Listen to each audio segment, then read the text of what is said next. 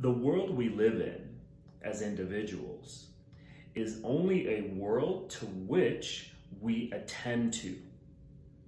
To illustrate that, I'd like to use the example of a very peculiar type of neurological deficit called hemispatial neglect.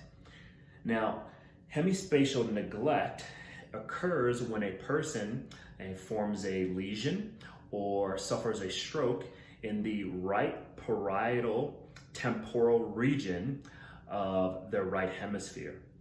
When this occurs, the person will experience a blackout of the entire left visual field.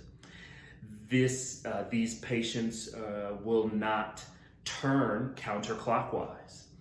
These individuals will also not change their posture in order to face someone who's approaching them from their left visual field. Even if you attempted to get that person to give attention to something in their left visual field, they will not be able to do so.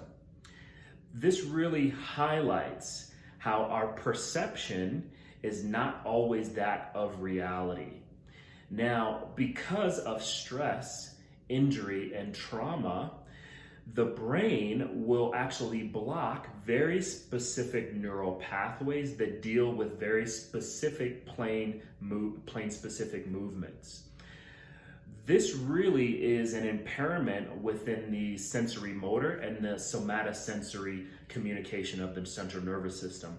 And what I mean by that is, because of stress, the brain will either have to block the neural pathway because it needs to heal, because there's trauma, because the area is not that of optimal usage.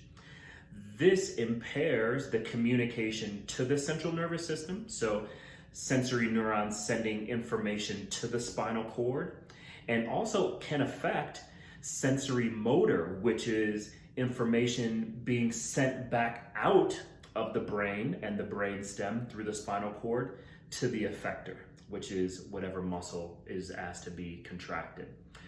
Please take a look at this new post that I just put out today, how I'm discussing in detail the higher processes behind our perception and reality.